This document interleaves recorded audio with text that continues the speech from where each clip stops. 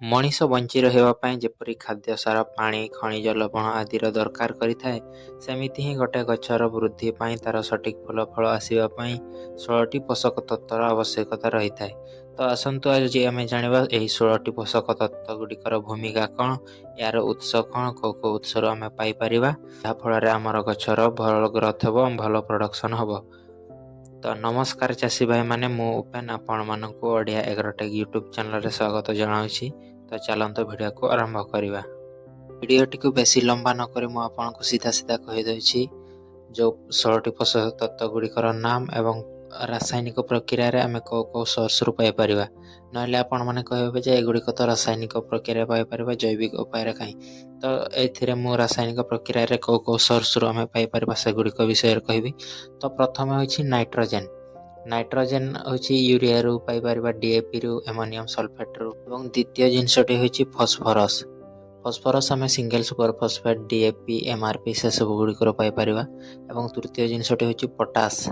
ଯେଉଁ ପଟାସ୍ ପାଇଁ ତ MOP, ମ୍ୟୁରେଟ୍ ଅଫ୍ ପଟାସ୍ ବ୍ୟବହାର କରାଯାଏ, ଆଉ ପଟାସିୟମ୍ ସଲଫେଟ୍ ସେଗୁଡ଼ିକ ବ୍ୟବହାର କରାଯାଏ।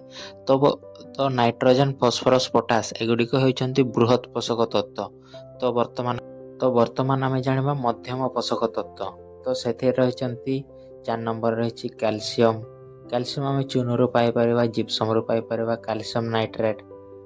ଏବଂ 5 ନମ୍ବର ହେଉଛି ମାଗ୍ନେସିୟମ୍।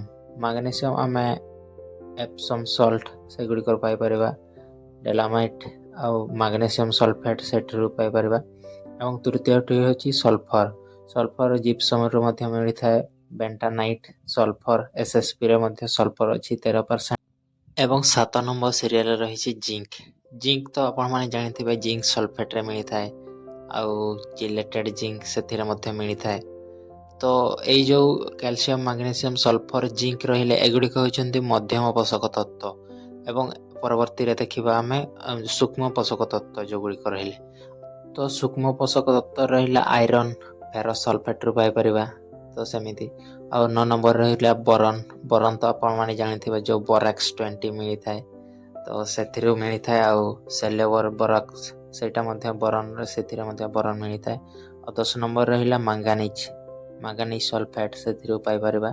11 ନମ୍ବର ହେଉଛି କପର୍।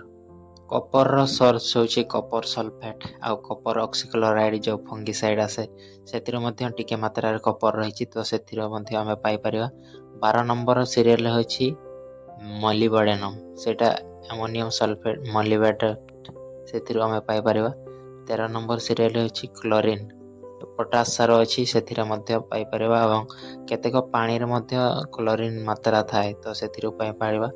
14 ନମ୍ବର ହେଉଛି କାର୍ବନ୍। କାର୍ବନ୍ ତ ସେଇଟା ବାୟୁମଣ୍ଡଳରୁ ସିଧାସଳଖ ପାଇପାରିବା। ଆଉ ଅକ୍ସିଜେନ୍, ହାଇଡ୍ରୋଜେନ୍। ତ ଏଠି ଯେଉଁ କାର୍ବନ୍, ଅକ୍ସିଜେନ୍, ହାଇଡ୍ରୋଜେନ୍ ରହିଲେ ଏଗୁଡ଼ିକ ହେଉଛନ୍ତି ପ୍ରାକୃତିକ ଉତ୍ସରୁ ଏଗୁଡ଼ିକ ମିଳିଥାଏ। ଏବଂ ଯେଉଁ ନାଇଟ୍ରୋଜେନ୍, ଫସ୍ଫରସ୍, ପଟାସ୍ ସେଗୁଡ଼ିକ ରହିଲେ ମେନ୍। ତ କିଛି ଲୋକ କହିବେ ଯେ 16ଟି କ'ଣ 17ଟି ପୋଷକ ତତ୍ତ୍ୱ ରହିଥାଏ। ହଁ ଚାଷୀ ଭାଇମାନେ, ଯଦି ଆମେ ନିକେଲକୁ ଯଦି ଆଡ଼୍ କରିବା ତାହେଲେ 17ଟି ପୋଷକ ତତ୍ତ୍ୱ ହେବ। ତ ସେମିତି ରହିଛି ନାଇଟ୍ରୋଜେନ୍, ଫସ୍ଫରସ୍, ପଟାସ୍ ସେଗୁଡ଼ିକ ରହିଲେ ବୃହତ୍ ପୋଷକ ତତ୍ତ୍ୱ। ମାଗ୍ନେସିୟମ୍, କ୍ୟାଲସିୟମ୍, ସଲ୍ଫର୍, ଜିଙ୍କ୍ ସେଗୁଡ଼ିକ ମଧ୍ୟମ। Iron, boron, manganese, copper, molybdenum, chlorine ସେଗୁଡ଼ିକ ହେଲେ ସୂକ୍ଷ୍ମ ପୋଷକ ତତ୍ତ୍ୱ। କାର୍ବନ୍, ଅକ୍ସିଜେନ୍, ହାଇଡ୍ରୋଜେନ୍ ସେଗୁଡ଼ିକ ପ୍ରକୃତିରୁ ସେଗୁଡ଼ିକ ମିଳିଥାଏ, ତ ସେଥିପାଇଁ କୌଣସି କରିବାକୁ ପଡ଼େ ନାହିଁ।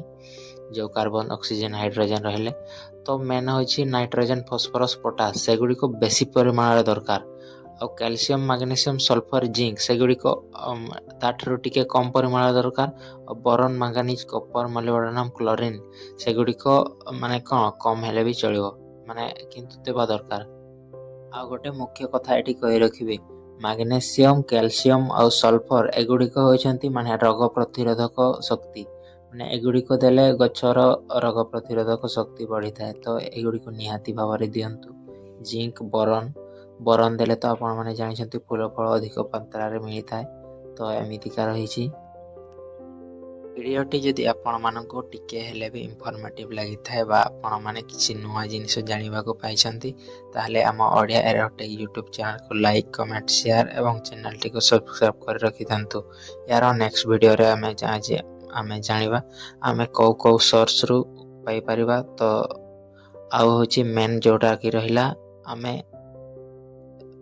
केमिति जानि परिबा जे गछट्री कोटी आवश्यक होची गछर पत्र को आमे देखि केमिति जानि परिबा। तो या विषय रे नेक्स्ट वीडियो आसीबो। तो रहिली नमस्कार।